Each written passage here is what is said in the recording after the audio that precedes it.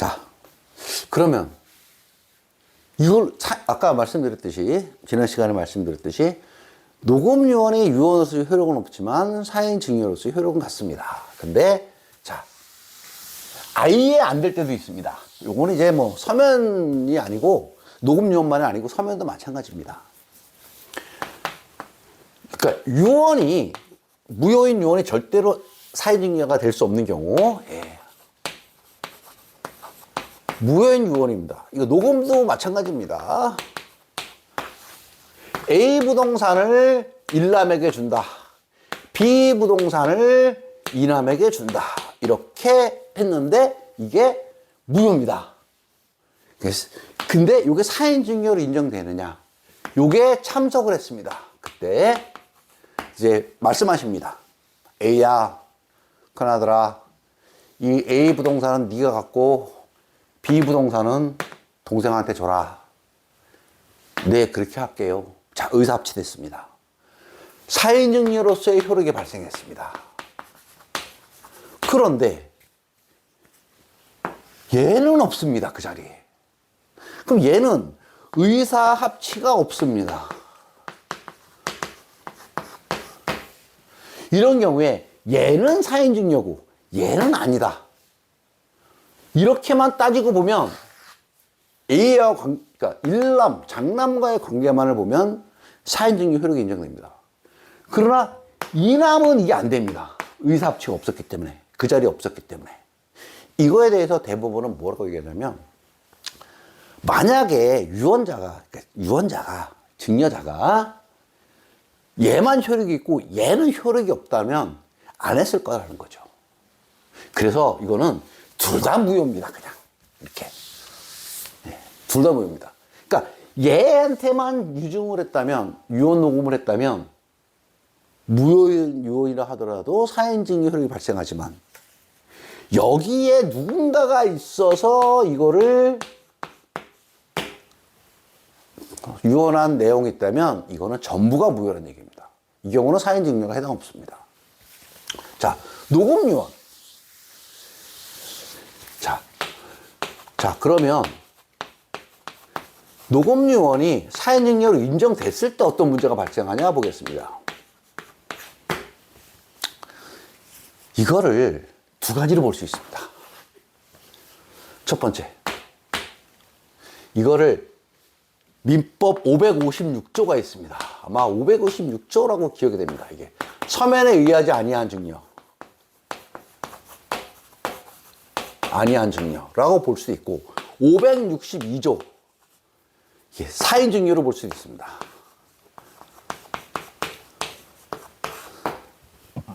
이렇게 볼 수 있습니다. 문제는 이게 사인증여로 보면 유증의 규정을 적용합니다. 그러니까 이거는 철회입니다. 철회. 철회에 관해서입니다. 사인증여의 규정을 준용합니다. 그래서 뭐 사인증여를 하더라도 뭐 생전에 얼마든지 처리할 수 있습니다. 근데 사망한 이후에가 문제입니다. 이게 사망한 이후에 과연 이게 일로 가버리면 서면에 의하지 아니한 증여라고 하면 이게 철회권도 쪼개집니다. 법정 지분대로. 그래서 상속인이 2 있을 때 여기가 사인증여를 받았습니다. 여기서 철회합니다. 2분의 1을. 그러니까 A 부동산을 이러한 장남한테 사인증여를 녹음을 했는데 이가 서면에 의하지 아니한 증여이기 때문에 철회한다. 2분의 1을 빼버린다. 나는 이렇게 주장할 수 있습니다. 이 철회권이 과연 이게 분리돼서 행사가 가능한지는 별개의 문제입니다. 근데 뭐 고등법원에서는 이거를 분리해서 판단을 했습니다. 처리할 수 있다고 봅니다. 근데 이게 제 입장은 여기입니다. 여기 사실은. 왜 그러냐면 민법 규정에 사인증여는 유증의 균형을 준용한다라고 되어 있습니다. 근데 유언은 효력이 발생한 이후에는 철회 규정 자체가 없습니다. 그쵸? 생전철에는 존재하지 몰라도 유언자가 사망한 이후에는 철회가 불가능합니다. 그런 규정조차 없고, 그리고 민법 562조는 분명히 사인증여는 유증의 규정을 준용한다고 되어 있습니다. 예. 그래서 사실은 이제 이 문제로 고등법원이 이거를 적용을 했습니다. 근데 서면에 의한 증여라면 철회가 됩니다. 철회 규정이 철회 안 됩니다, 원래.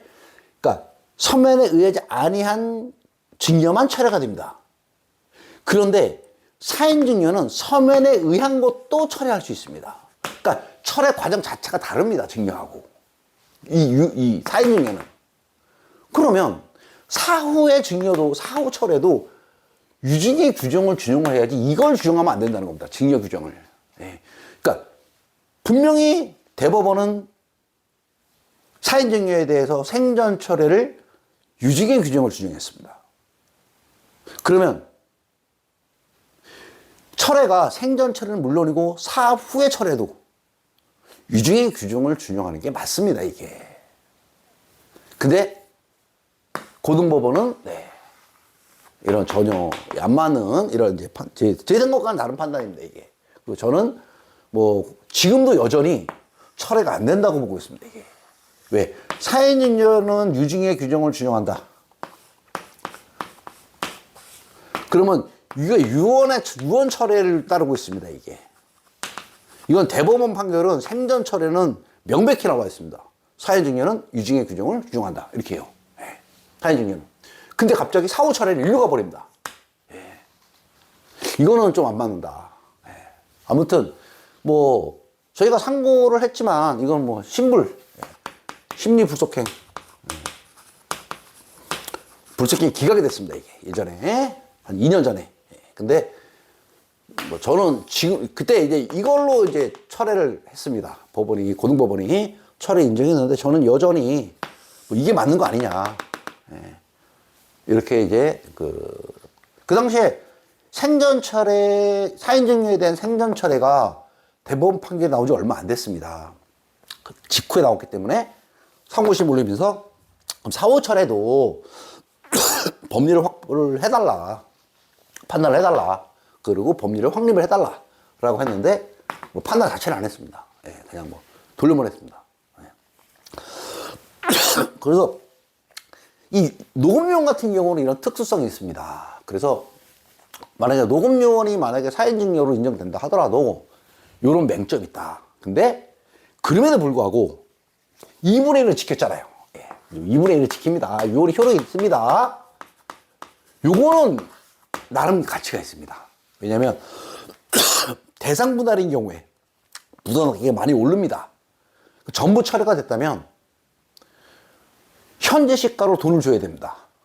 근데 2분의 1을 내가 받았다면 상속 개시 당시로 받았기 때문에 나머지 2분의 1만 갖고 부채 상속분을 산정해가지고 그것만 내가 돈 주고 사면 됩니다. 그래서 이게 대상 분할인 경우, 그러니까 현재를 시점으로 돈을 주는 경우, 뭐 유류분도 마찬가지입니다. 뭐 그런 경우는 뭐 상대 분할, 특히 상대 분할에서 대상 분할할 때는 이게 유효합니다. 이것도 나름 효력이 있습니다. 철회가 됐다 하더라도 사인증여로 인정을 받으면, 예, 뭐, 일반 협의 분할할 때와 다르게, 아니, 협의 분할이 아니고, 뭐, 유증이, 그러니까 사인증여 없이 전체 재산을 분할 대상으로 놓고 하는 것보다 일부라도 내가 먼저 가져오고 나머지만 놓는 게, 예, 이제, 현재 시가로 이제 돈을 주게 되니까요. 효력은 나름대로 이제 의미는 있지만, 그래도 이건 좀 아쉬운 부분이다. 예, 이렇게 말씀드리도록 하겠습니다. 뭐, 좀 말이 빠를 수도 있습니다. 제가 좀 말이 빠른 편인데 좀 조심하려고 하는데 뭐 얘기하다 보면 자꾸 빨라집니다, 이게. 그래서 아무튼 뭐 이런 부분이 있습니다. 그 녹음요원에 대해서는 이런 쟁점이 있다고 제가 짚고 가도록 하겠습니다. 그리고 이제 많은 분들의 대법원 판례를 보시면 맨 위에 것만 봅니다. 근데 저는 그 밑에 것까지 다 봅니다. 거기에 단어 하나하나, 낱말 하나하나 의미하는 바가 있습니다. 예, 그것도 보셔야 공부하는데 많은 도움이 됩니다. 예. 요거는 제 경험상 말씀드리는 겁니다. 예. 자, 그러면 오늘 강의는 여기까지 하고 다음에 다른 주제로 찾아뵙도록 하겠습니다. 강의 듣느라 고생하셨습니다.